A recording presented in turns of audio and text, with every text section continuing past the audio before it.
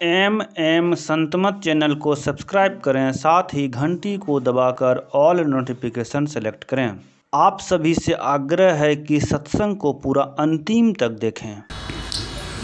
बोलिए प्रेम से श्री सद्गुरु महाराज की, श्री सद्गुरु महाराज की, श्री सद्गुरु महाराज की।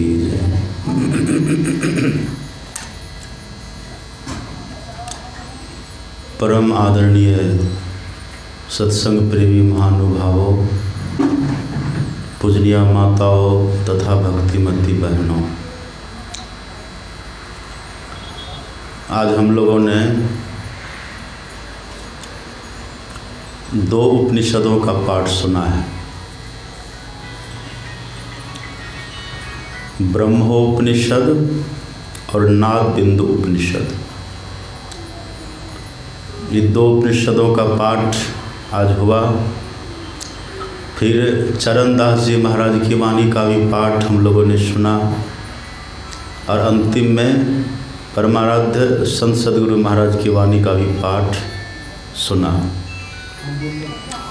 यदि आप गौर से सुने होंगे इस पाठ को तो मालूम हुआ होगा आज का विषय क्या है।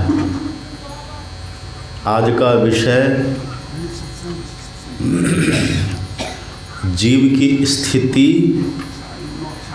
और बिंदुनाद की उपासना, ये आज का विषय बनता है। इसी पर हम लोगों को सुनना है। आपने पहले ब्रह्मोपनिषद का पाठ सुना।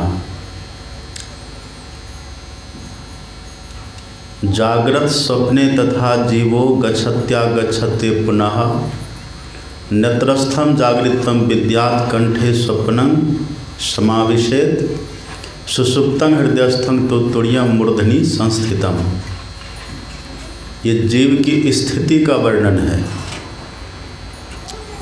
हम लोग ये जानते हैं, ये सबको मालूम है कि हम लोग शरीर नहीं हैं, हम लोग जीव तत्व हैं और इस शरीर में हमारा निवास हो गया है, वास हो गया है। इस शरीर में आप और हम रहते हैं। शरीर है साधन और हम हैं साधक और ईश्वर हैं साध्य। आपने कई बार पाठ में सुना है ना, भगवान ने कहा अपनी प्रजाओं को बुला करके, बड़े भाग मानुष तन पावा असुर दुर्लभ सब ग्रंथ ही गावा साधन धाम मोक्ष कर द्वारा। शरीर क्या हमारा एक साधन है और इसके भीतर जो जीव तत्व है वह साधक है और ईश्वर परमात्मा ही हमारा साध्य है, लक्ष्य है। तो शरीर साधन है, हम शरीर नहीं है। साधन और साधक ये अलग होता है। जैसे स्कूटर है वो साधन है और हम उस पर सवारी करते हैं तो हम अलग हैं। कार अलग है और कार में सवार करने वाले वो अलग हैं। ऐसे शरीर साधन है और इसके भीतर जो जीव तत्व हैं साधक वो अलग है। अच्छा, कोई मान लीजिए कार खरीद ले और कार पर कभी चढ़े ही नहीं, कोई उसका उपयोग होगा? कार हमने खरीद ली है और ख़रीद करके लाए और गैरेज में उसको बंद कर दिए। उसको रोज़ केवल हम धोते हैं, उसको रोज़ केवल नहलाते हैं, उसको रोज़ केवल हम फूल चढ़ाते हैं, माला चढ़ाते हैं, उसको अच्छे कवर से ढक देते हैं और उस पर कभी चढ़ते नहीं हैं। तो लोग क्या कहेगा? लोग मूर्ख कहेगा कि ज्ञानी कहेगा? अरे कार आपने जिसके लिए खरीदा है, कार का जो उपयोग होना चाहिए वो उपयोग करिए ना। ठीक है, कार को समय से नहलाना धुलाना ज़रूरी है। ठीक है, कार को अगरबत्ती दिखाना समय से ज़रूरी है। कार को कवर ओढ़ाना ज़रूरी है। कार का रख रखाव करना ज़रूरी है। लेकिन उसका जो मेन काम है जो सबसे महत्वपूर्ण काम है सवारी करना, वो तो करिए, सफ़र करिए ना उससे। आप सफ़र तो करते नहीं हैं, केवल उसके रख रखाव में लगे हुए हैं। कहीं कार को हवा न लगे, कार को गर्मी न लगे, कार वर्षा में भीगे ना। अगर इसी में लगे रहिएगा फिर कार का सदुपयोग हुआ, फिर क्या कहेगा आपको लोग, ये आदमी बेकार है, इसका अकल सही नहीं है, कार से जो काम लेना चाहिए वो काम तो कर नहीं रहा। ठीक इसी तरह से भगवान कहते हैं कि इसमें आप और हम रहते हैं, एक साधन है, शरीर एक साधन है। इस शरीर से जो काम लेना चाहिए वो काम हम नहीं लें, और रोज़ इसको हम धोएं। स्नान करना क्या, धोना ही है। कार पर पानी दिए तो धोना हो गया, और शरीर पर पानी दिए तो स्नान हो गया। नाम बदल दिए, काम वही है। कार पर प्लास्टिक हटा दिए तो कहते कवर डाल दिए, और शरीर पर कपड़ा डाल दिए तो कहते ड्रेस पहन लिए। काम वही है, नाम अलग हो गया है। अब इसको हम रात दिन धोते रहें, कवर चढ़ाते रहें शरीर पर, डेंट पेंट करते रहें, माला तिलक लगाते रहें, और जिस काम के लिए शरीर हमको मिला है वो काम करे ही नहीं, तो भगवान प्रसन्न होंगे? अज्ञानी लोग अच्छा कहेंगे इसको? ज्ञानी लोग अच्छा नहीं कहेंगे। इसलिए ये जिस काम के लिए मिला है शरीर, ये साधन है, इसमें थोड़ा तितिक्षु बन करके रहिए, इसमें तितिक्षु बनिए। तितिक्षु कहते हैं जिनमें सहने की थोड़ी क्षमता हो, थोड़ा ठंडी सही है, थोड़ी गर्मी सही है, थोड़ी बरसात भी सहने की क्षमता रखिए, थोड़ी चोट लगे वो भी सही है, थोड़ा कोई अपमान कर दे वह भी सही है। सहने की क्षमता लाइए, तितिक्षु बनिए, और साथ साथ मुमुक्षु भी बनिए, मोक्ष की कामना भी रखिए, क्योंकि वो हमारा लक्ष्य है। ऋषि कहते हैं ये शरीर रूपी साधन के भीतर जीव रूपी साधक अर्थात आप और हम रहते हैं, इसके भीतर हमारा वास है, ये साधन के समान है। अब सवाल है कि इसके भीतर हम रहते कहाँ हैं? शरीर कितना बड़ा है आपका? 7 हाथ का, 3.5 हाथ का सबका शरीर है। अब मेरे हाथ से अपने हाथ से 3.5 हाथ के होते हैं। आज जो बच्चा जन्म लिया है ना, उसको भी उसी के हाथ से नापिए, वो 3.5 हाथ का निकल जाएगा। और जो आज जवान है उनको उनके हाथ से नापिए, वो भी 3.5 हाथ का निकल जाएगा। जो बड़े हैं बूढ़े हैं उनको नापिए, वो भी 3.5 हाथ का निकलेगा। इसलिए कबीर साहब ने मोहर लगा दिया। अपवाद, एक बार हम गए थे वहाँ मधेपुरा जिला में सत्संग कर रहे थे, तो एक व्यक्ति, हम यही बात बोल रहे थे कि सब अपने हाथ से 3.5 हाथ के होते हैं। एक व्यक्ति बीच में खड़ा हो गया कहा कि बाबा हम अपने हाथ से अपने शरीर को नापे हैं, हम 4.25 हाथ के हैं। वो भारी भीड़ में बोल दिया। हमने कहा धन्यवाद, आप बैठिए। ये बात संत ने पहले ही कह दिए। घर तो 3.5 हाथ और घना तो 4.25, पहले लिखा हुआ है। घर तो 3.5 हाथ घना तो 4.25, और कहाँ मढ़ावे मेढ़िया लंबी भी तुषार। ये 3.5 हाथ का 4.25 हाथ का शरीर सबका होता है। अच्छा, ये शरीर हमारा कैसा है? घर है, ये घर के समान है। इसे ये है ना, घर है, देखते 3 मंजिल का घर है। अब इसमें जो हम रहते हैं या कोई रहते हैं, तो क्या पूरे घर में रहते हैं? 3 मंजिल है तो किसी एक मंजिल में रहेंगे, और एक मंजिल में भी पूरे में रहिएगा, एक मंजिल में भी किसी एक स्थान में रहिएगा। तो शरीर भी जो है ना, हम लोगों का जो मानव शरीर है, ये शरीर भी हमारे सदगुरु महाराज जी कहते 4 मंजिल का है। ये तो 3 मंजिल का ही है। शरीर हमारा कितना मंजिल का है? 4। हमारा लक्ष्य है गौशाला 5 मंजिल का बनाने का। अभी तो 3 मंजिल ही है। और शरीर हमारा कितने मंजिल का है? 4 मंजिल का है। कबीर साहब कहते कोठा ऊपर कोठड़ी, मतलब मंजिल के ऊपर मंजिल। हमारे गुरु महाराज जी कहते हैं तम प्रकाश अरु शब्द निःशब्द की कोठड़ी, ये मंजिल है। अंधकार का मंजिल, प्रकाश का मंजिल, शब्द का मंजिल और निःशब्द का मंजिल, ये 4 मंजिल है। अब 4 मंजिल है, ये शरीर हमारा घर है, तो सवाल है इसमें हम रहते किधर हैं? जब ये हमारा घर है हम किधर रहते हैं? आप अपने घर में कमरा बनाए हैं कि नहीं? किसी घर में 5 कमरा है, किसी घर में 10 कमरा है, क्या 10 कमरा में आप रहते हैं? एक व्यक्ति कहा कि बाबा हम तो जो घर बना है ना 3 मंजिल का घर है, 30 कमरा बना हुआ है। तो कहा कि हम 30 में रहते हैं। तो कैसे रहते 30 में? कहा कि महीना में 30 दिन होता है, एक दिन सब कमरा में रहते हैं। तो तब बारी बारी से रहते हैं ना, लेकिन पूरे में तो आप नहीं रहते हैं, एक बार तो एक ही जगह पर रहिएगा ना।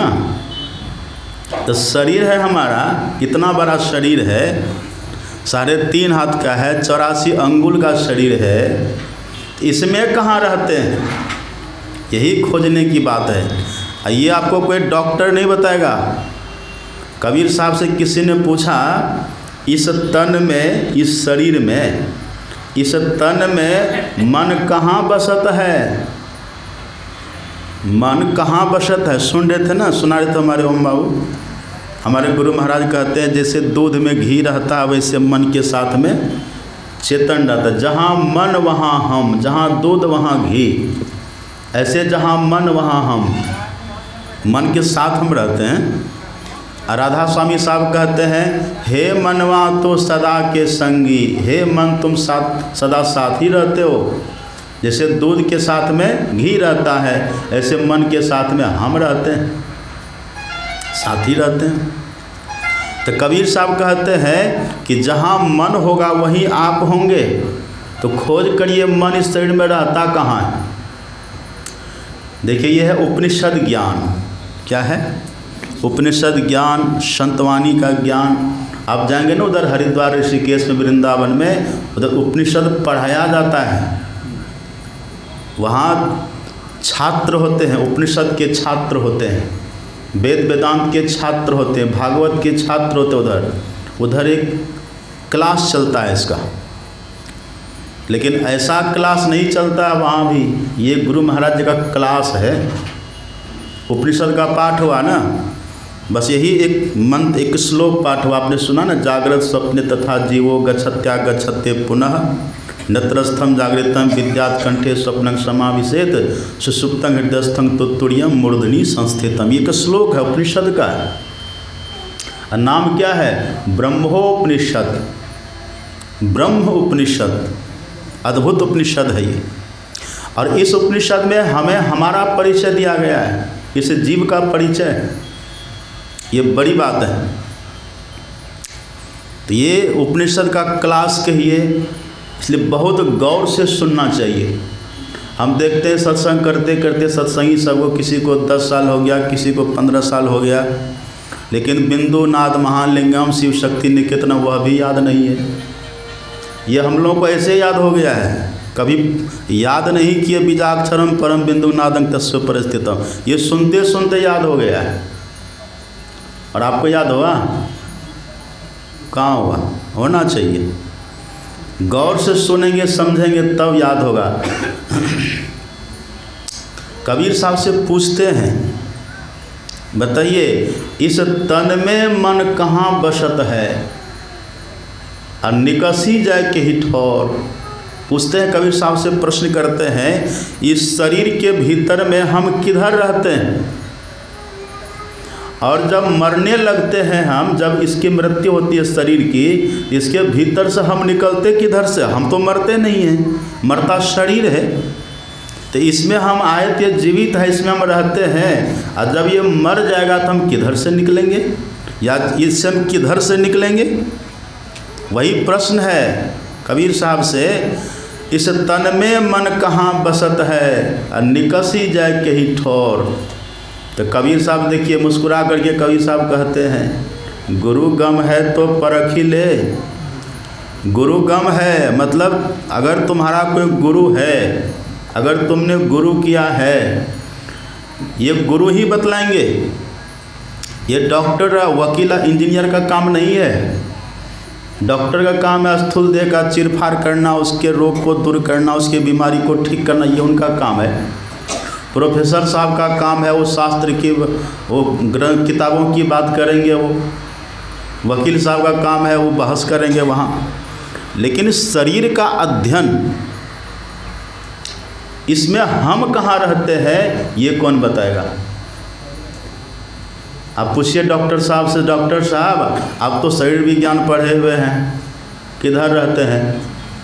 पढ़ाया आपको? पढ़ाया? किधर रहते हैं? ये डॉक्टर की बस की बात नहीं है।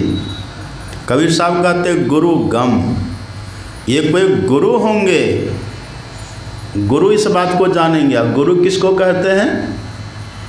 ज्ञान कहे अज्ञान बिनु, अतम बिनु कहे प्रकाश। आंख बंद करते क्या दिखता है? अंधकार। अंधकार में रहने वाला गुरु नहीं होता, जो प्रकाश में है। ज्ञान कहे अज्ञान बिनु, अतम बिनु कहे प्रकाश। निर्गुण कहे जो सगुण बिनु, सो गुरु तुलसीदास। वो गुरु कहलाते हैं। आंख बंद करने के बाद अगर अंधकार दिख रहा है तब तक हम गुरु नहीं हैं। इसलिए हमारे गुरु महाराज जी ने बहुतों को दीक्षा देने का आदेश दिया था।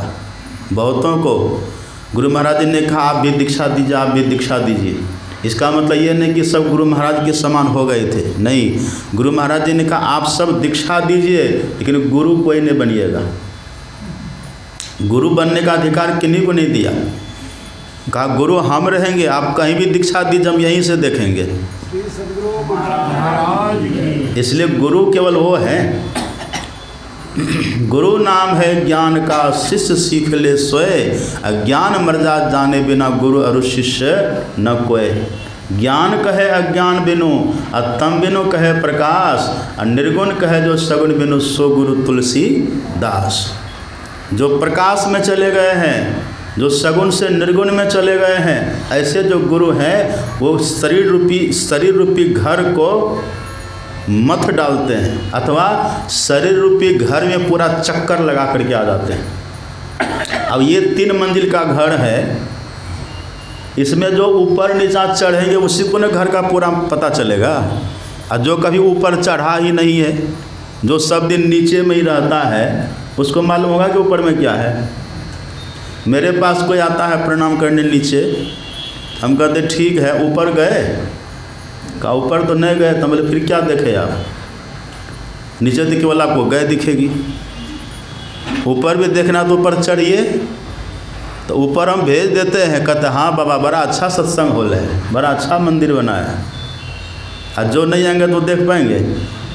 तो डॉक्टर नीचे घूमते रहते हैं, स्थूल शरीर में ही डॉक्टर घूमते रहते हैं, वो कभी ऊपर चढ़े ही नहीं। ऊपर कौन चढ़ते हैं? ऊपर चढ़ने वाले ही गुरु होते हैं, ऊपर चढ़ने वाले ही संत होते हैं। वो ऊपर चढ़ते हैं, स्थूल के ऊपर सूक्ष्म में चढ़ते हैं, और सूक्ष्म के ऊपर कारण में चढ़ते हैं, कारण के ऊपर महाकारण में चढ़ते हैं, और महाकारण के ऊपर कैवल्य में चढ़ते हैं, और कैवल्य के भी ऊपर ईश्वर परमात्मा का वो दर्शन करते हैं। ऊंचा महल अगमपुर जहवा, संत समागम होई। और जो कोई पहुँचे वही नगरिया, आवागमन न होई। उनकी पहुँच, उनकी पकड़ वहाँ तक होती है। पर इधर जो बाहर के लोग वो बाहर घूमते रहते हैं। इसीलिए कबीर साहब कहते गुरु गम, ये गुरु गम है। और अगर तुमने गुरु किया है तो पूछो अपने गुरु से, इस बात को जानता है कि तुम किधर रहते हो? तो ठीक है, उनसे जान लो। गुरु गम है तो परख ही ले। अगर तुम्हारे गुरु इस बात को जानते तो उससे जान लो, और नहीं जानते हैं तो गुरु को पकड़े मत रहो, गुरु से मोह मत कर लो। आजकल लोग गुरु से भी मोह कर लेते हैं। पहले से माँ से मोह ही है, पिताजी से मोह ही है, भाई से मोह, पत्नी से मोह, परिवार से मोह ही है, एक और नया मोह लाद लेते हैं। नहीं, गुरु के शरीर से मोह नहीं करना चाहिए, गुरु के ज्ञान से मोह करना चाहिए। गुरु नाम है ज्ञान का, शरीर को गुरु नहीं कहते हैं। गुरु नाम है ज्ञान का, शिष्य सीख ले सोए। अगर संत मत का सच्चा ज्ञान आपके हृदय में बस जाए तो समझिए गुरु महाराज बस रहे हैं। मामूली बात है। अब खूब ध्यान करते हैं, खूब सत्संग करते हैं, खूब यहाँ वहाँ जाते हैं, और संत मत के ज्ञान को, गुरु महाराज के ज्ञान को समझे ही नहीं। जो समझिए अभी गुरु महाराज को हम सही दिल से स्वीकार नहीं किए हैं। ज्ञान को समझना है, ज्ञान को सीखना है, समझना है। गुरु नाम है ज्ञान का, शिष्य सीख ले सोए। ज्ञान मर्जा जाने बिना गुरु और शिष्य न कोय।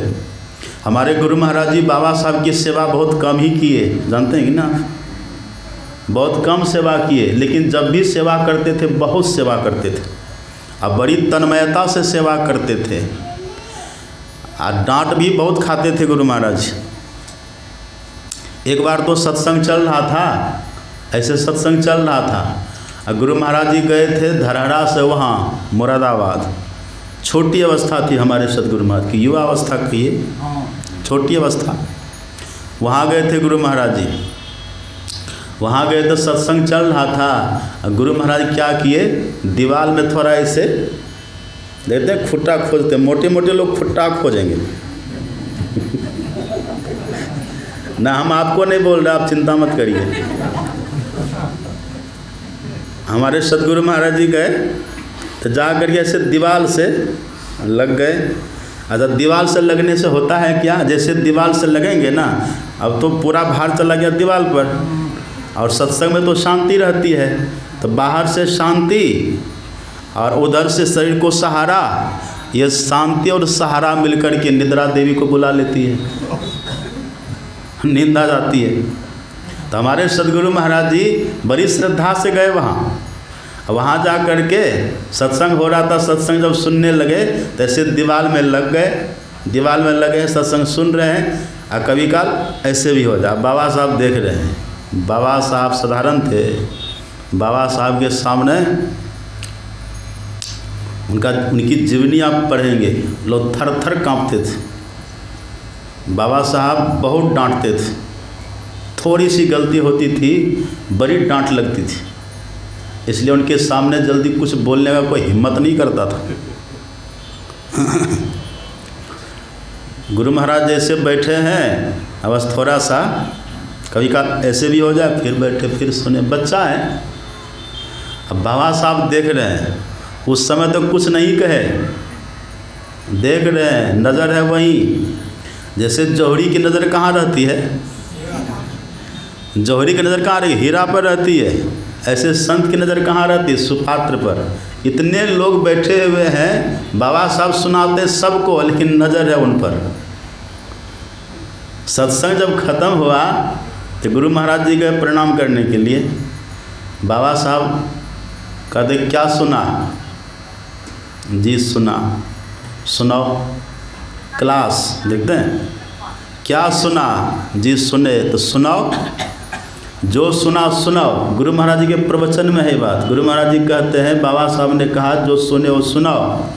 मैंने सुनाया लेकिन पूरा हूबहू सुना नहीं सका। जब सुना नहीं सके तो बाबा साहब कहते पेटू कहीं के पूर्णिया से यहाँ मुरादाबाद खाने के लिए आ गया, पेटू आलसी, क्या क्या डांटे। अब बगल में थे टंडन साहब खड़े, ईश्वरी प्रसाद टंडन इसे उनका कुछ नाम था। अब वो बाबा साहब को खुदा कहते थे, साहब तुम तो खुदा हो, ऐसे कहते थे। बाबा साहब के सामने खड़े रहते थे, अब वो बाबा साहब से कहते थे साहब तुम तो खुदा हो। ये कम श्रद्धा की बात है। हमको कोई बाबा भी ठीक से नहीं कहता है, कोई नहीं कहता। मतलब भीतर में श्रद्धा नहीं है। क्यों? क्योंकि हमारी वो योग्यता नहीं है। श्रद्धा योग्यता से होती है। अब बाबा साहब कैसे थे समझिए, उनके सामने कहते साहब तुम खुदा हो, ये मामूली बात है। बड़ा मुँह लग्गू टाइप के थे वो, हैं? दोस्त नहीं थे, शिष्य ही थे बाबा साहब के, पर मुँह लग्गू टाइप के थे। खूब डांटे गुरु महाराज को, भरपूर डांटे। ये नहीं कि अब गुरु कैसे होते हैं, गुरु कुम्हार शिष्य कुंभ है, घड़ी घड़ी काढ़े खोट। वो थोड़े को उनको थोड़ा काजू खिला देंगे, थोड़ा किशमिश खिला देंगे, गोल मटोल बना देंगे, गुरु ये काम थोड़े करेंगे। गुरु किसी के शरीर को नहीं सजाते हैं, गुरु उनके सूरत को सजाते हैं, उनकी वृत्ति को सजाते हैं, आत्मा को सजाते हैं। गुरु कुम्हार शिष्य कुंभ है, घड़ी घड़ी काढ़े खोट। अब भीतर हाथ सहार दे, अब बाहर मारे चोट।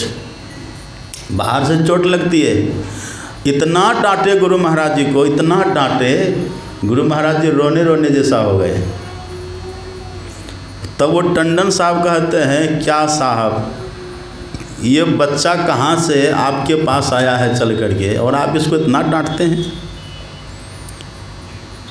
आप कहाँ, देखिए बिहार पूर्णिया जिला, ये बच्चा वहाँ से चल करके आपके पास आया है, कितनी श्रद्धा आप में इनकी है, और आप इतना इसको डांटते हैं। तब बाबा साहब कहते हैं, अब देखिए, अब भीतर में जो भाव है वो अब निकलता है।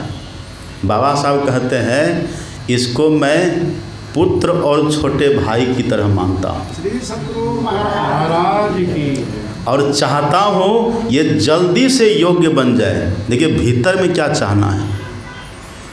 एक बिरद मोई बिसर न काऊ, गुरु के सुंदर शील स्वभाव। ये गुरु की कृपा, गुरु की शीलता, गुरु का स्वभाव कभी भी शिष्य के लिए प्रतिकूल नहीं हो सकता है।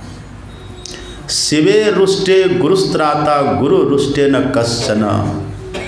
गुरु कभी रुष्ट होते ही नहीं है, गुरु कभी रुष्ट नहीं होते। और यदि रुष्ट हो भी गए तो मनाने में कितनी देर लगती है। जौ गुरु रूठे होए तुरंत मनाइए, होइए दीन अधीन। वो दिन पूज्य बाबा यहाँ आ रहे थे ना, तो पीछे बैनर लगा था। हमको तो उतना ख्याल था नहीं, चूँकि 3 साल से बैनर लग रहा था, और सब आकर के बैठते थे, सत्संग होता था, तो उसी भाव में लगा दिए। तो हम सोचे कि पूजवा यहाँ तक आ गए तो हम जाकर ले आते हैं। तो हम गए, वहाँ गए तो कहते काहे लगाए पीछे। हम लोग जो बैनर है, बैनर तो हर जगह लगता है। इतने तो हम बोले, बाप रे जय हम यहाँ नहीं रहेंगे, हम चलते हैं, आपके सत्संग में नहीं रहेंगे। इतना गुस्सा में भरे। हम बोले हुजूर तुरंत खुल जाएगा, अभी खुलाओ। हम प्रणाम किए, जैसे प्रणाम किए बोले तुरंत खुल जाएगा, तुरंत शांत हो गए, तुरंत। क्योंकि वहाँ क्रोध का जड़ है ही नहीं, जड़ खत्म हो चुका है, वो सुधार के लिए है। अगर वहाँ ईर्ष्या द्वेष की भावना होती तब तो गौशाला से निकल के ही खत्म होता क्रोध। लेकिन ईर्ष्या द्वेष है ही नहीं, वहाँ सुधार की भावना है, अच्छी भावना, ये सुधर जाए बस। और शांत होकर के तब धीरे से कहते हैं, आप इतना प्रचार करते, जब आप ही ऐसे करिएगा तो फिर दूसरा क्या करेगा। यही है, गुरु कुम्हार शिष्य कुंभ है, घड़ी घड़ी काढ़े खोट। अब बाहर हाथ सहार दे, भीतर हाथ सहार दे, अब बाहर मारे चोट। बाबा साहब कहते हैं, मैं चाहता हूँ जल्दी से ये योग्य बन जाए। ये देखिए थोड़े दिन की बात है, इतना डांटे। और गुरु महाराज जी बाबा साहब की ज़्यादा सेवा भी नहीं करते थे। एक बार तो सेवा किए गए मुरादाबाद, तो कहीं बाबा साहब को जाना था, तो गुरु महाराज जी भी गए थे। तो जब गुरु महाराज जी जाते थे तो बाबा साहब का भोजन बनाते थे, भोजन बना देते थे। एक जगह भोजन बनाए, भोजन बना करके जब चले वहाँ से, तो रास्ते में बाबा साहब पूछते हैं, वहाँ जो भोजन बनाया था तो कुछ बचा भी? कहा जी थोड़ा चावल बच गया, कुछ लकड़ी बच गई। तो क्या हुआ? कहा वहीं छोड़ दिए। कहा साधु को ऐसा नहीं करना चाहिए, ये दुरुपयोग करना हुआ। जो बचा उसको ले लेता साथ में, फिर दूसरी जगह बनाते। कहा जी। फिर दूसरी जगह गए, वहाँ खाना बना, सब खाए पिए, और जब चलने लगे तो गुरु महाराज जी सबको समेट के बांध लिए। सब जितना जो कुछ बचा था, दाल चावल आटा, सबको समेट के बांध लिए। और चले, रास्ते में पूछते हैं कुछ बचा था? जी। क्या किया? बांध लिए हैं। का साधु को संग्रह ही नहीं होना चाहिए। क्यों ले लिया? वहाँ का लोग खाता पीता, तुम क्यों ले लिया? अब कहीं वहाँ अगर हम होते तो भाग जाते। गुरु नाम है ज्ञान, गुरु कुम्हार शिष्य कुंभ है, घड़ी घड़ी काढ़े खोट, अब भीतर हाथ सहार दे बाहर मारे चोट। इतनी डांट। एक बार गुरु महाराज जी गए तो पहले जब भी जाते थे तो पूछते थे बाबा साहब कब जाओगे, तो कहते थे 10 तारीख को जाएंगे, और 8 तारीख को कहते थे जाओ भागो यहाँ से। 2 दिन पहले भगा देते थे, कभी 3 दिन पहले भगा देते थे। तो एक बार जब गुरु महाराज जी गए, बोले अब कि हम डेट बताएंगे ही नहीं, क्योंकि झूठ हो जाता है, हम डेट बताएंगे ही नहीं। तो गुरु महाराज जी गए, पूछा कब तक रहोगे, तो कुछ नहीं बोले। तो बाबा साहब भी कुछ नहीं बोले, ज़्यादा जिद नहीं किए, अंतर्जामी है ना, भीतर के भाव को समझ रहे हैं, कुछ नहीं बोले। और जब कुछ दिन के बाद चलने लगे तो गए प्रणाम करने के लिए। प्रणाम करने के लिए गए तो बोले क्या बात है, जा रहे हैं। बाबा साहब छड़प करके छलांग मार करके गुरु महाराज के पीठ पर चढ़ गए। अब कहे जाओ तो कैसे जाता है? जाओ तो कैसे जाता है? कहा सरकार नहीं जाएंगे। कहा ठीक है रहो। कितना प्रेम रहता होगा कहिए। अब थोड़े ही दिन के बाद देखिए 1910 में गुरु महाराज जी गए हैं बाबा साहब के पास, जानते हैं ना आप। और 1919 में उनका शरीर ही छूट गया है। कितना साल हुआ? 9 साल हुआ ना। 9 साल के शुरुआती दौर में इतनी डांट डपट, इतनी फटकार, और शरीर छोड़ने के पहले बहुत दिन पहले पत्र लिखते हैं गुरु महाराज को। अब पत्र में क्या लिखते हैं? लाला, लाला उधर पुत्र को कहते हैं। उत्तर प्रदेश में, राजस्थान सब में उधर जाएंगे ना, हरियाणा के भी कुछ भाग में पुत्र को लाला कहते हैं और पुत्री को लाली कहते हैं। इधर लाला किसको कहते हैं? सेठ को। तो इस सेठ नहीं, उधर पुत्र को कहते हैं। तो बाबा साहब ने कहा कि लाला, पत्र लिखे, लाला तुमको रोटी मिले कि नहीं मिले, लेकिन संत मत में तुमसे बड़ा कोई नहीं हो सकता। आप कल्पना करिए, गुरु एक सर्टिफिकेट दे रहे हैं। जो थोड़े दिन पहले इतनी डांट डपट लगाए थे, अब वो प्रमाण पत्र दे रहे हैं कि तुमको रोटी मिले कि नहीं मिले वो अलग चीज़ है, लेकिन संत मत में देखिए, पूरे संत मत समझ रहे हैं ना आप, कितनी बड़ी बात है ये। तुमको रोटी मिले कि नहीं मिले, लेकिन संत मत में तुमसे बड़ा कोई नहीं हो सकता है। देवी हाथ जोड़कर प्रणाम करता है। बताइए कितनी बड़ी बात है ये। ज्ञान को क्या बोलते हैं? गुरु नाम है ज्ञान का, शिष्य सीख ले सोए। ज्ञान को अटा लेना, ज्ञान को पचा लेना, ज्ञान को सिद्ध कर लेना, यही गुरु की उपासना है, गुरु के प्रति श्रद्धा है। और केवल शरीर को मानिएगा तब तो कभी श्रद्धा रहेगी, कभी श्रद्धा खत्म होगी, कभी जुटेगी, कभी टूटेगी, कभी मन भटकेगा, कभी इधर कभी उधर होता रहेगा। लेकिन जब ज्ञान को अटा लेंगे, ज्ञान को हृदयंगम कर लेंगे, तो फिर अटकन भटकन छूट जाता है। कबीर साहब कहते हैं, ऐसे यदि कोई ज्ञानी गुरु है, उनसे समझो गुरु गम है तो परखी ले, नातर कर गुरु। और अगर सच्चा गुरु आपका होगा तो बतला देगा आप शरीर में किधर रहते हैं, आप मरने के समय किधर से निकलते हैं। उस जिज्ञासु ने कहा कि आपसे अच्छा गुरु कहाँ मिलेगा, आप ही बता दीजिए। तब कबीर साहब कहते हैं, अब देखिए ये बताते हैं, कबीर साहब पढ़े लिखे नहीं न थे, लेकिन देखिए कितना बड़ा विज्ञान जानते थे ये।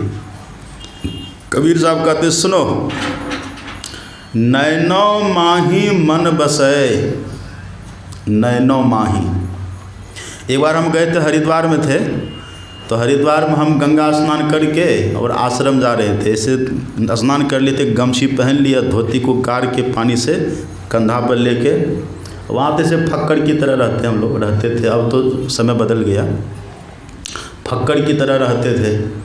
अब बाल मेरा बड़ा बड़ा था, थोड़ा जटा टाइप का बढ़ा हुआ, तो गमछी पहन लिया, धोती को गाड़ के कंधा पर ले लिए और चले जा रहे थे आश्रम की तरफ। उधर से एक महात्मा आ रहे थे, तो उनको हम प्रणाम किए, देखे साधु है तो हम प्रणाम कर लिए, लाल कपड़ा था तो प्रणाम कर लिए। तो वो कहते हैं कहाँ रहते हैं? तो बोले ज़्यादातर तो इधर जंगल में ही रहते हैं, उधर आश्रम भी है। अच्छा, क्या करते हैं? तो क्या करेंगे, भजन ध्यान करते हैं। अच्छा, तो भगवान का दर्शन हुआ? तो बोली कैसा सवाल है, भगवान का दर्शन हुआ, ये कैसा सवाल है? मन में सोचे कैसा सवाल कर रहा है, भगवान का दर्शन हुआ? क्या कहें? तो हम कहें कि नहीं हुआ। कब से ध्यान कर रहे, कब से साधन भजन कर रहे हैं? तो बोले हम लोग तो जन्मे से कर रहे हैं, हमारा जन्म ही सत्संगी घर में हुआ, हम जन्म से ही अपने गुरु महाराज को जानते हैं, जन्म से कर रहे हैं और अब यहाँ आकर के यहाँ भी कर रहे हैं। तो जन्म से कर रहे हैं, हाँ आ जाइए इधर, जन्म से कर रहे हैं। हाँ, तो अभी तक आपको भगवान का दर्शन नहीं हुआ? तो नहीं हुआ। तब वो कहता है, सुनिएगा ध्यान से, तो वो कहता है ठीक है चलिए हम आपको भगवान का दर्शन करा देते हैं। तो हमको मन में हुआ कि जिसके लिए हम घर से निकले हैं भगवान का दर्शन करने के लिए, और ये कहते करा देते, तो हमको करने में क्या लगा है? ये कहते करा देंगे दर्शन, तो हमको करने में क्या लगा है? चलिए ठीक है कर लेंगे। वो ले गया अपने आश्रम, बड़ा भव्य आश्रम उनका, वहाँ अपने आश्रम में ले गया, हमको बैठा दिया, हम वैसे फक्कड़ की तरह बैठ गए। और तब कहता है चाय पीजिएगा। हम बोला भगवान का दर्शन कराने के लिए लाए जी कि चाय पिलाने के लिए? और चाय की बात करते तो सुन लीजिए, हम ऐसे मत के महात्मा हैं जिस मत में चाय चलती ही नहीं है, अब चाय पीने की बात करते हैं। तो फिर वो कहता है दूध पीजिएगा। देखिए लोग कैसे शिष्य बनाते हैं, खिला के पिला के, ज्ञान से कोई मतलब। यहाँ क्या करते, गुरु नाम है ज्ञान का, शिष्य सीख ले सोए। यहाँ कहते दूध पीजिएगा, चाय पीजिएगा। हम बोले पहले भगवान का दर्शन कराइए हमको। कहा ठीक अभी कराते हैं। तब हम उनको बोले कि एक बात बताइए, आप हमको भगवान का दर्शन कराइएगा, हम दर्शन करेंगे तो हम आपके शिष्य हो गए और आप हमारे गुरु हो जाएंगे। बोले हाँ। तब हम बोले हमारे यहाँ कहावत है, गुरु करो जान आप पानी पियो छान। तो थोड़ा आपको हम जाने, थोड़ी जिज्ञासा करें आपसे। बोला हाँ करिए। तो हम बोला आप कहाँ रहते हैं? कहाँ? यहीं रहते हैं, आश्रम है मेरा। हम बोला आप कहाँ रहते हैं? कहते यहाँ भी रहते हैं, देहरादून में भी मेरा आश्रम है। हम कई बार उसको बोले कहाँ रहते हैं आप? तो यही बोले। हम बोला आप पहले मेरे प्रश्न को समझिए, आप कहाँ रहते हैं? आप यही तो रहते हैं। तब हम बोले कि सुनिए, हम शरीर के लिए नहीं पूछ रहे हैं आपको, आप कहाँ रहते, आप शरीर हैं क्या? ये जब बोले तो चौंका। आप कहाँ रहते बताइए? चौंका ऐसे। तब कहते अरे इस बात को तो हमने आज तक सोचा ही नहीं है, कहाँ रहते हैं। हम बोले आपको अपने ठिकाना नहीं है और हमको भगवान का दर्शन कराने चले हैं। और सुनिए, हम जिस मत में रहते हैं ना, उस मत का ज्ञान सुन लीजिए थोड़ा सा। उस मत का ज्ञान है, भगवान का दर्शन वही करता है जो पहले अपने को जान लेता है, अपना दर्शन कर लेता है, और आपको पता नहीं कि आप कहाँ हैं। सुन लीजिए, इबादत है किसी नासाद को फिर साद कर देना, इबादत है किसी बर्बाद को आबाद कर देना। यही सीखा है सागर हमने मुर्शद का कदम छूकर, अगर हो खुदा से मिलना तो पता खुद का लगा लेना, खुद का पता। आपन ही को खोज मिले जब राम से नहीं, पहले अपने को खोजिए ना, तब न मिलेंगे भगवान। तो कहा एक काम करिए, आपको हम अपने गुरु महाराज के पास ले चलते हैं, वहीं चलिए। तो हम बोले उन्हीं को यहाँ बुला के ले आइए, हम जाने वाले नहीं हैं। खूब चला बहस।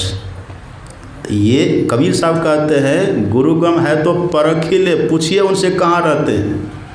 और नहीं जानते हैं तो जो अपना ही पता नहीं जानते तो फिर आपका पता क्या बताएगा वो। नातर कर गुरु और, तो कहा कि आप ही बता दीजिए किधर रहते हैं। तब कबीर साहब कहते, देखिए कबीर साहब ज़्यादा पढ़े लिखे नहीं हैं, लेकिन संतत्व तो प्रकट है, शरीर का पूरा परिचय है, ईश्वर का परिचय है, खुद का परिचय है कबीर साहब को। कबीर साहब कहते हैं सुनो, नैनो माही मन बसे। उपनिषद के ऋषि क्या कह रहे थे? नेत्रस्थम जागृतम विद्या। कितना मेल देखिए। कबीर साहब कहते हैं नयन, उपनिषद कहती है नेत्र। नयन मतलब क्या होता है? आँख। और नेत्र मतलब क्या होता है? आँख। बल्कि उपनिषद तो बस इतना कह दिया, नेत्रस्थम जागृतम। उपनिषद ने ये कह दिया कि जीव का वासा जागृत में आँख में होता है। अब आँख कितनी है? पूरे शरीर की बात छोड़ दिया, पूरे शरीर में रहने की बात नहीं करते हैं, सब पूरे अंग प्रत्यंग को छोड़ करके उपनिषद आँख पर आ गई। आँख है कितनी? अरे अभी तो 2 ही आँख दिख रही है ना बाहर, 3 आँख तो फिर भूत कह देगा, लोग भगा देगा मार के। आँख तो 2 ही दिख रही है ना। उपनिषद कहती है नेत्रस्थम, तो किस नेत्र में अस्तम? किस आँख में है? 2 आँख है, दाई में है कि बाई में है? किस में है? इसका निराकरण देखिए। कबीर साहब पढ़े लिखे नहीं है, लेकिन अनुभव कैसा है। तू कहता कागज की लेखिए, मैं कहता आँखिन देखी। अनुभव कैसा देखिए। कबीर साहब कहते हैं नैनो, नैनो, नयन नहीं कहते, नैनो। ये बहुवचन हो गया, समझ रहे हैं? पढ़े लिखे कबीर साहब हैं लेकिन बहुवचन जानते हैं। व्याकरण नैनो, और उसके बाद माही। माही का मतलब क्या होता है? मध्य। देखिए नैनो माही, आँखों के मध्य। कितनी बड़ी बात है ये। कबीर साहब कहते हैं आँखों के बीच में तुम रहते हो। उपनिषद क्या कहती है? आँखों में, आँख में। देख अब सुनने में देखिए अंतर लग रहा है, लेकिन बात है वही। अब कबीर साहब इतना कह दिया आँखों के मध्य में, उपनिषद कह देती है आँख में। अब समझने में थोड़ी दिक्कत हो रही कि नहीं? देखिए एक लाइन में गुरु महाराज जी ने इसका निराकरण कर दिया, एक पंक्ति में। पढ़िए पदावली। हमारे सदगुरु महाराज जी निर्णित ज्ञान, निर्भ्रांत ज्ञान, निशंक ज्ञान, पढ़ने के बाद कोई शंका न हो, वैसा ज्ञान। हमारे गुरु महाराज जी कहते हैं मन तुम बसो तीसरो नैना, एकदम साफ। उपनिषद कहती है नेत्र में, तो किस नेत्र में? तीसरा नेत्र में। कबीर साहब कहते हैं आँखों के बीच में, तो कहाँ? आँखों के बीच में क्या है? दोनों आँखों के बीच में वो तीसरी आँख ही है। एकदम खुलासा कर देते गुरु महाराज जी। मन तुम बसो तीसरो नैना महा, वहीं रहते हैं हम। उपनिषद क्या कहती है? नेत्रस्थम जागृतम विद्यात। जब तक हम जगे हैं तब तक हम कहाँ हैं? आँख में। किस आँख में? दाएं की बाई में? नहीं, दोनों के बीच में कबीर साहब कहते हैं। अब बीच वाली आँख को कहते क्या है? तीसरी आँख। वहीं रहते हैं। वहीं तीसरी आँख में रह करके वहीं से 2 तरफ जाने का रास्ता है। एक ऊपर जाने का रास्ता है, लेकिन उसमें ताला लगा हुआ है। एक नीचे आने का रास्ता है, वो खुला हुआ है। तो जो खुला है उसमें हम रोज़ आते जाते हैं।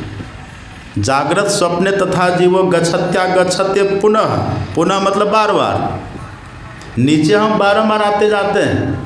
आप खुट्टा से लगी है, ऐसे सो गए, चले गए नीचे। खुला रास्ता है, खुला है, बंद नहीं है, खुला है। तो इधर तो खुला रास्ता, इधर हम चले आते हैं। तो नीचे का जो रास्ता है, इस रास्ता में 2 प्लेटफार्म है। एक है स्वप्ना का, एक है सुषुप्ति का। स्वप्नावस्था का प्लेटफार्म कहाँ है? कंठ में है। और सुषुप्ति का सुषुप्तम हृदयस्थम, हृदय में है। तो सुषुप्ति का हृदय में है और स्वप्नावस्था का कंठ में है। लेकिन एक अवस्था है उसको कहते हैं तुरीय। तुरीय कहाँ है? बोले तुरीय के लिए ऊपर गया हुआ है रास्ता, लेकिन वो रास्ता अभी बंद है। वो रास्ता बंद है। वो रास्ता खुलेगा कैसे? उस रास्ता को खोलने के लिए जुक्ति चाहिए, उपाय चाहिए, भेद चाहिए। गुरु उपाय बतलाते हैं। उसी रास्ता को बोलते हैं मुक्ति मार्ग। क्या बोलते हैं? मुक्ति मार्ग, मोक्ष मार्ग उसको बोलते हैं। और उसमें ताला लगा हुआ है। उपनिषद के ऋषि कहते हैं उस रास्ते में जो ऊपर बढ़ जाते हैं तो वो मूर्धा में चले जाते हैं। अब मूर्धा में क्या है? मूर्धनि संस्थितम हृदयस्थम तो तुरीयम, तुरीयम मूर्धनि संस्थितम। मूर्धा में जाने के बाद एक अवस्था आती है जिसको कहते हैं तुरीय अवस्था। उसका वहीं से प्रारंभ है। अब तुरिया में जैसे गए तो क्या हो जाएगा? माया मुख जागे सभय सब सुता कर जान, दरिया जागे ब्रह्म दिशी सो जागा प्रमाण। वो तुरीय में जाना, वो ब्रह्म की तरफ, ईश्वर की तरफ जाना हो गया। उधर हम चल दिए। इसलिए उपनिषद का नाम यह ब्रह्म उपनिषद। ये रास्ता का पता बताया है। अगर नीचे हम चलते रहे ये बंधन छूटने वाला नहीं है। और ऊपर चले तो हम ब्रह्म की तरफ चलेंगे। कहाँ से चलेंगे? अद्भुत बात है। कहाँ से चलेंगे? हम जहाँ रहते हैं वहीं से न चलते हैं। अभी आप यहाँ हॉल में बैठे तो कहाँ से चलिएगा? मंच पर से चलिएगा। हम कहाँ से चलेंगे? वहाँ से चलेंगे। हम यहाँ हैं तो हम यहीं से चलेंगे। आप वहाँ हैं तो आप वहीं से चलिएगा। इसी तरह से हम जागृत अवस्था में जहाँ रहते हैं वहीं से चलते। सुन रहे हैं आप लोग? सुन रहे हैं कि भंडारा का ध्यान कर रहे हैं? तो वहीं से चलते हैं। तो नीचे जब चलेंगे तो बंधन है, ऊपर चलेंगे तो मुक्ति है। पर ऊपर चलेंगे कैसे? उसी के लिए है नाद बिंदु उपनिषद, जो नीचे आपने सुना। नाम कितना बढ़िया है, नाद बिंदु उपनिषद। कितना बढ़िया है। बिंदु ध्यान विधि, नाद ध्यान विधि, सरल सरल जग में परचारी। बिंदु ध्यान करिए तो आगे बढ़िएगा, और नाद ध्यान करिए तो सुन लेते ना, चरणदास जी कह रहे थे, करते अनहद ध्यान ते जीव ब्रह्म हो जाए। और चरणदासियों कहत है, बाधा सकल मिटाए, बाधा सब मिटी जाए। तो बिंदु ध्यान करिए, वहाँ पर केंद्रित हो जाइएगा। बिंदु में तह नाद बोले रैन दिवस सुहावनम, बिंदु पीठ बिंद्र विद्या नाद लिंगम उपस्थितम। वहाँ वो नाद मिल जाएगा। और नाद जैसे मिला तो क्या होगा? उसी में प्रणव मतलब सार शब्द। वो कैसा है? ऋषि कहते हैं प्रणवो धनु, प्रणव धनुष के समान होता है। प्रणवो धनु और सरोह्य आत्मा, अपने जो आत्मा है ना ये बाण के समान है। अब धनुष में क्या करते हैं? धनुष चढ़ाते हैं, बाण लगाते हैं कि नहीं? से बाण चढ़ाते हैं। तो ऋषि कहते हैं प्रणवो धनु सरोह्य आत्मा ब्रह्म तल लक्ष्य मुत्तमम, अप्रमत्ते न वेधव्यम सर्वत तन्मयो भवेत। ऋषि कहते हैं वही जो नाद है जो बिंदु के दर्शन के बाद प्रकट होता है, वही नाद है धनुष, और जीवात्मा है बाण। हम और आप बाण हो जाएंगे। जैसे उस नाद रूपी धनुष पर ये आत्मा रूपी बाण चढ़ेगा, उधर लक्ष्य क्या हो जाएगा? ब्रह्म, ब्रह्म तल लक्ष्य मुत्तमम, उधर लक्ष्य हो जाएगा ब्रह्म ईश्वर। अब जैसे नाद रूपी धनुष से आत्मा रूपी बाण चलेगा तो वह सीधे ब्रह्म में जा कर के ब्रह्मवत हो जाएगा। यही हो जाएगा मोक्ष। इसलिए कहते हैं नाद बिंदु उपनिषद। हमारे गुरु महाराज जी कहते हैं, गुरु भेद धरी धरी दिव्य दृष्टि करी करी, तीन बंद बंद करी भजो नाम सोई। जो नाम जो शब्द हमको ब्रह्मवत बना देगा उसके लिए दिव्य दृष्टि पहले खोलनी पड़ती है। जो कोई चाहे नाम सो नाम अनाम है, लिखन पढ़न में नाही निहच्छर काम है। रूप कहो अनुरूप पवन अनरेखते, अरे हारे पलटू गैब दृष्टि से, संत नाम वह देखते। गैब दृष्टि मतलब दिव्य दृष्टि। हमारे गुरुआन क्या कहते हैं? दिव्य दृष्टि करी करी भजो नाम सोई। कितना तारतम्य है। बिंदु ध्यान करेंगे दिव्य दृष्टि होगी, नाद ध्यान करेंगे आत्मदृष्टि होगी, आत्मदृष्टि से ही परमात्मा का दर्शन होता है। यही सार है नाद बिंदु उपनिषद का। कहने सुनने की बहुत बात है। अब भूखे भजन न होई गोपाला, ले लो अपनी कंठी माला। तब चलिए आज यहीं पर विराम। शाम में आइए। ये प्योर सत्संगी बैठे हुए हैं, ये प्योर है, ये सत्संगी आप बैठे हुए श्रद्धालु। वो जो देखे ना भीड़ में वो फॉर्मलिटी आए गए, ये हमको अच्छा लगता है। जो भले दो ही श्रोता रहे लेकिन श्रद्धालु प्रेमी रहे, अच्छा लगता है। हम सुनाते रहेंगे। और कब तक सुनिएगा? 30 तक। याद है कि नहीं? श्री सद्गुरु महाराज की जय।